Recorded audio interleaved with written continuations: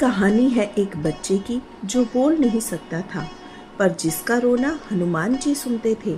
मैंने इसे विस्तार से लिखा है ताकि आप भी उसके मौन को सुन सके। नाम था वेद। लखनऊ के अलीगंज में हनुमान सेतु मंदिर से 2 गली छोड़कर एक छोटा सा मकान है। वहाँ मिश्रा जी रहते हैं, ऑटो मैकेनिक। उनकी पत्नी कविता और उनका इकलौता बेटा वेद। वेद अब 7 साल का है, जन्म से बोलता नहीं। डॉक्टर ने कहा वोकल कॉर्ड ठीक है, दिमाग ठीक है, सुनता भी पूरा है, पर आवाज नहीं निकलती। जन्म के समय रोया था, फिर चुप हो गया, जैसे किसी ने अंदर से कुंडी लगा दी हो। घर में वह सबसे ज्यादा समझदार था। इशारों से पानी मांगता, आंखों से हाँ ना करता। माँ के आंसू देखकर चुपचाप उसका हाथ दबा देता।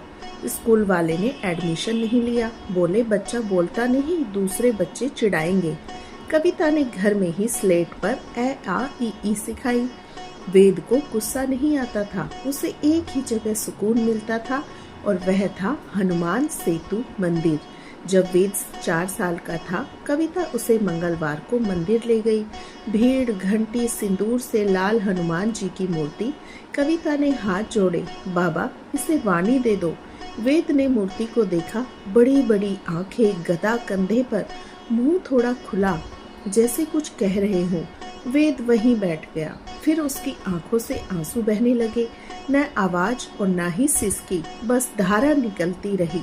तब से यह रोज का नियम बन गया। शाम 4 बजे स्कूल की छुट्टी का समय होता, बच्चे खेलते, वेद अपनी छोटी चप्पल पहनकर अकेले मंदिर चला जाता।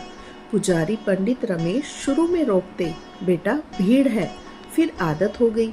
वह हनुमान जी के ठीक सामने बाएं कोने में, जहाँ संगमरमर ठंडा रहता है, बैठ जाता। दोनों हाथ घुटने पर, आंखें मूर्ति पर, और रोता। 10 मिनट, 15 मिनट, कभी कभी आधा घंटा। लोग पूछते, कविता बच्चा क्यों रोता है? कविता कहती, पता नहीं, शायद पूछता है कि मुझे आवाज क्यों नहीं दी। पुजारी ने एक दिन कहा, रोने से क्या होगा, हनुमान जी बल देते हैं, वाणी नहीं। वेद ने सुना, सिर झुकाया, फिर भी अगले दिन आया। वेद का रोना शिकायत नहीं था, वह प्रार्थना भी नहीं करता था, बस बैठता था, जैसे कोई दोस्त के पास जाकर बिना बोले बैठ जाता है।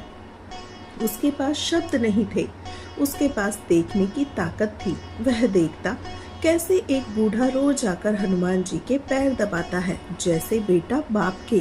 कैसे एक रिक्शे वाला अपनी पहली सवारी के 10 रुपए चढ़ाता है। कैसे एक लड़की इम्तिहान से पहले चुपचाप सिंदूर का टीका लगाती है। वेद इन सबको अपनी कॉपी में बनाता। उसकी माँ ने उसे ड्राइंग कॉपी दी थी। वह हनुमान जी को नहीं बनाता था, वह लोगों को बनाता था जो हनुमान जी के सामने बैठते थे। एक दिन मंगलवार को तेज बारिश हुई, मंदिर में पानी भर गया। पुजारी ने कहा आज बंद। वेद गेट के बाहर सीढ़ी पर बैठ गया, भीगता रहा, आंखों से पानी बहता रहा। कविता दौड़कर आई, छाता लगाया। वेद ने हाथ छुड़ा लिया। वह तब तक बैठा रहा जब तक पुजारी ने गेट नहीं खोला। उस दिन वह पहली बार मुस्कुराया। लोगों ने कहना शुरू किया, यह बच्चा तो पागल है। कविता ने सुन लिया। रात को वेद के सिर पर हाथ फेरकर बोली, बेटा तू बोलता नहीं, पर तेरा मन बहुत बोलता है। हनुमान जी सुन रहे हैं ना, बस वही काफी है। वेद के 6ठे जन्मदिन के बाद कविता बीमार पड़ गई। कमर में दर्द, फिर पता नहीं किडनी में पथरी। ऑपरेशन के लिए पैसा चाहिए था 50,000। मिश्रा जी ने गैरेज में ओवरटाइम किया, पर इतना नहीं जुटा पाया। ऑपरेशन वाले दिन सुबह कविता को अस्पताल ले गए। वेद को पड़ोसन के पास छोड़ आए। वेद चुपचाप बैठा रहा, उसकी आंखें दरवाजे पर थी। 4 बजे वह उठा, चप्पल पहनी और सीधा मंदिर भागा। उस दिन मंगलवार नहीं था, भीड़ कम थी। वह अपनी जगह बैठा। अब वह रोया नहीं, आज वह तड़पा। छाती अंदर से हिल रही थी। आंसू नहीं, बस सांस तेज। उसने दोनों हाथ जोड़े और माथा जमीन पर टिका दिया। पहली बार बिना आवाज के उसके होठ हिले। कोई सुन नहीं पाया कि वह क्या कह रहा था। पुजारी रमेश ने देखा, वह पास आए, वेद के सिर पर हाथ रखा। तभी मंदिर के दान पात्र के पास बैठा एक आदमी उठा। वह शहर का पुराना सेठ था, गुप्ता जी। उन्होंने वेद को कई बार रोते देखा था। उन्होंने पुजारी से पूछा, इसका क्या हुआ? पुजारी ने बताया, गुप्ता जी ने जेब से फोन निकाला, किसी को फोन किया, आधे घंटे बाद अस्पताल में फोन लगाया। कविता का पूरा बिल एक अनजान ट्रस्ट ने भर दिया। कविता को पता भी नहीं चला पैसा कहाँ से आया। हनुमान जयंती आई, मंदिर सजा था, लाल झंडे, सुंदरकांड का पाठ, रात 9 बजे आरती। वेद माँ के साथ आया। अब कविता ठीक थी।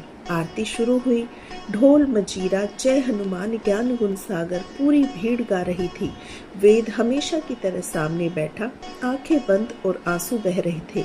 तभी आरती की थाली पुजारी के हाथ से फिसली, घी का दिया छलका, पर्दे में आग लग गई। लोग घबराए, धक्का मुक्की, धुआं भर गया और कविता भीड़ में गिर गई। वेद ने माँ को गिरते देखा, उसके अंदर कुछ टूटा। वह चीखना चाहता था पर आवाज नहीं थी। उसने हनुमान जी की मूर्ति को देखा, सिंदूर, गदा और खुला मुंह। उसने पूरी ताकत से मुंह खोला, गले से घरघराहट निकली, जैसे सालों से बंद दरवाजा खुल रहा हो। उस शोर में, धुएं में पहली बार एक शब्द फूटा, माँ। एक ही शब्द, टूटा हुआ, भारी पर साफ। कविता ने सुना, पुजारी ने सुना, गुप्ता जी ने भी सुना। पूरी भीड़ एक पल को चुप हो गई। वेद दौड़ा, माँ का हाथ पकड़ा और उठाया, फिर मूर्ति की तरफ मुड़ा और बोला, इस बार थोड़ा साफ, राम।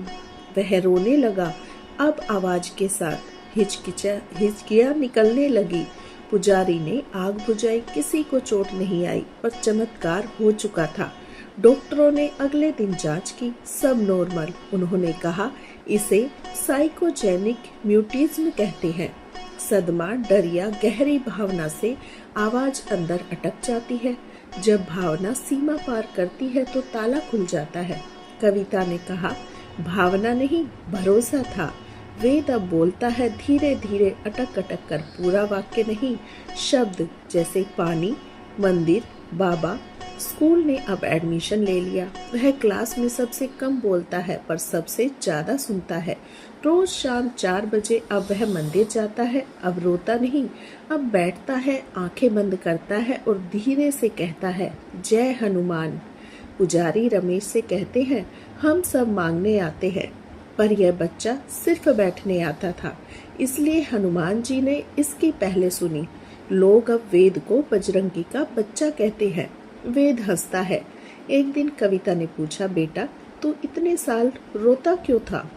वेद ने स्लेट पर लिखा और फिर मिटा दिया। फिर बोला, मैं रोता नहीं था माँ, मैं बात करता था। मेरी भाषा आंसू थी। हनुमान जी को वही समझ आती थी। और हनुमान सेतु मंदिर में बाएं कोने में, जहाँ संगमरमर ठंडा रहता है, आज भी एक छोटी सी जगह खाली रहती है, क्योंकि शाम 4 बजे एक बच्चा वहां आकर बैठता है। अब वह बोल सकता है, फिर भी चुप रहना पसंद करता है, क्योंकि उसे पता है जहां शब्द खत्म होते हैं वहीं से भगवान सुनना शुरू करते हैं। आपको यह कथा कैसी लगी? कमेंट बॉक्स में जरूर लिखें।